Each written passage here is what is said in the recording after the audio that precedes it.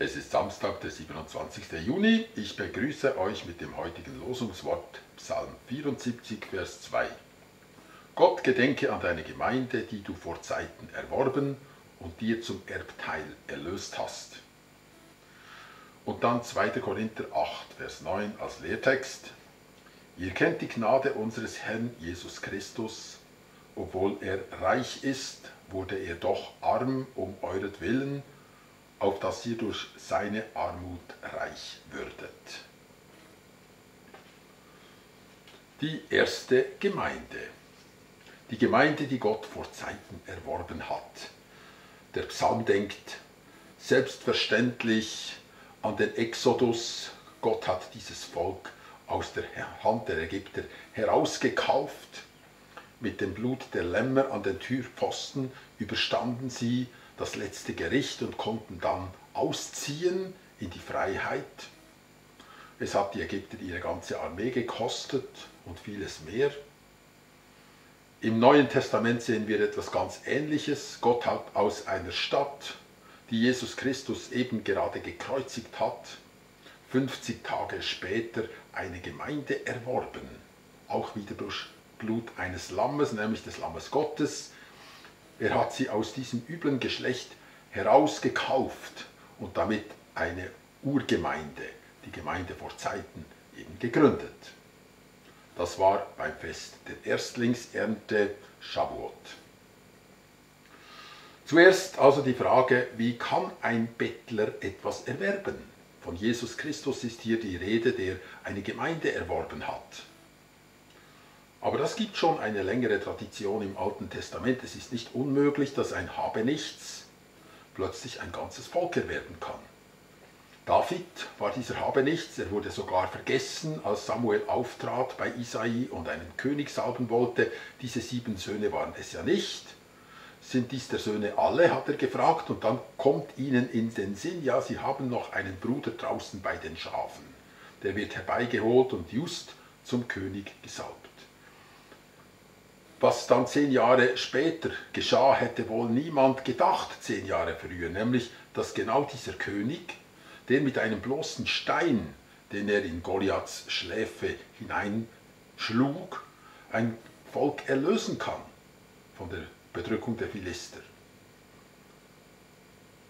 Einige Zeit später, einige 100 Jahre später, kann man sagen, wieder ein ähnliches Phänomen. Es gibt ein Waisenkind, eine junge Frau, sie hat nur noch einen Onkel, ein Volk geht seinem Untergang entgegen. Sie wird durch ihre bloße Schönheit Königin von Persien.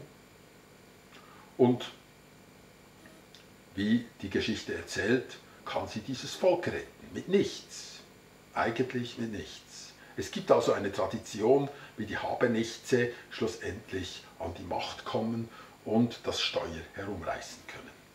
Sie können durch ihre eigene Armut oder Kraft ihrer Armut viele reich machen. Einfluss, Geld, Macht, PR, Vitamin B, all das ist bedeutungslos in der Gemeinde Gottes.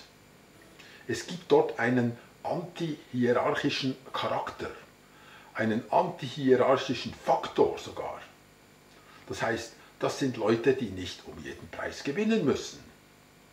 Und sie werden auch nicht gewinnen in unserem irdischen Sinn. Deshalb, weil sie nicht gewinnen müssen, können sie gute Diener sein. Sie können auch Förderer sein, es geht ihnen nicht um das eigene. Sie brauchen nicht ein Profil und haben nicht ein solches Lebensziel, sich ein Profil zu erarbeiten, sondern sie können sich von Anfang an investieren in andere. Und sie sind nachhaltig in ihrem Vorgehen. Es gibt eben nicht einen Bruch, weil sie schon zerbrochen sind. Sie sind vor dem Kreuz und mit dem Kreuz Christi zerbrochen und können deshalb geradewegs vorwärts gehen. Neben diesem antihierarchischen Faktor gibt es auch den Vertrauensfaktor, den zweiten Faktor, den ich hier ins Spiel bringe, nämlich sie haben ein Urvertrauen. Durch die vertrauensbildende Maßnahme Gottes, das Sterben seines Sohnes am Kreuz, haben sie ein unerschütterliches Vertrauen selber gewonnen. Dies ist mehr als bloßer Optimismus, denn Optimismus ist ja immer eine Fahne im Wind. Deshalb sind sie von wetterfester Grundstimmung.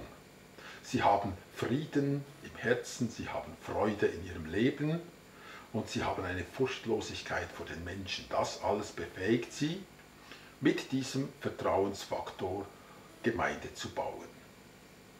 Das ist das Gründerprofil der Gemeinde. Die Menschen sind der gemeine Grundstock. Gemeinheit geht durch alle Gassen, heißt es in den Psalmen. Überall ist Gemeinheit, es ist nichts Gutes anzutreffen in dieser Menschheit, sagt auch Paulus im Römerbrief. Und aus diesen Menschen heraus hat Gott sich die Gemeinde erworben. Seine Gemeinde, sein Erbteil. Die Menschen sind ja sonst Flöhe, die man nicht unter einen Hut bringen kann. Kaum gibt es irgendwo Luft, springt schon wieder einer weg, weil er eine Karrierenmöglichkeit gerochen hat. Wie sieht die Gemeinde aus, wenn sie direkt von diesem Gründer kommt, Jesus Christus? Wenn sie von ihm abstammt und wenn sie von ihm ausgeht? Es ist ganz klar, wie gesagt, Vertrauen und Dienen, das sind die Beziehungsfaktoren, denn die Gemeinde besteht aus Beziehungen. Etwas anderes braucht sie eigentlich nicht. Es heißt auch in der Apostelgeschichte, sie waren ein Herz und eine Seele.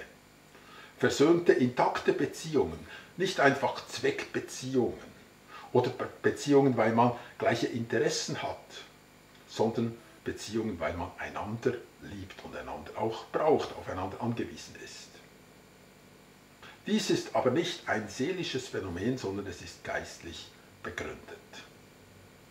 Es heißt dann auch, über jede Seele kam Furcht, denn die Menschen erkannten, es gibt nur diesen Weg. Es ist die Heiligkeit Gottes. Wir können nicht in Kompromissen leben.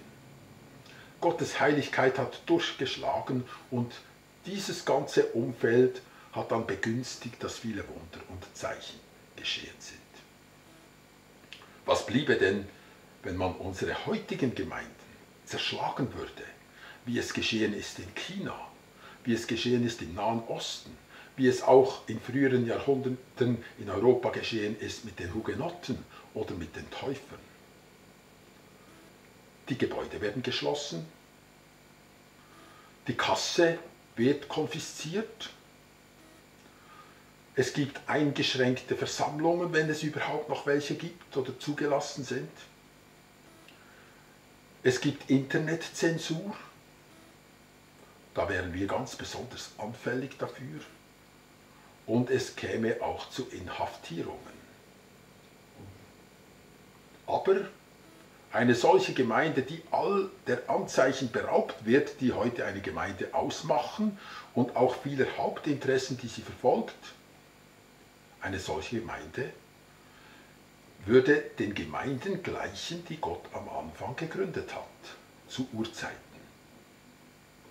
Denn sie hat nur noch Gott und sich selber.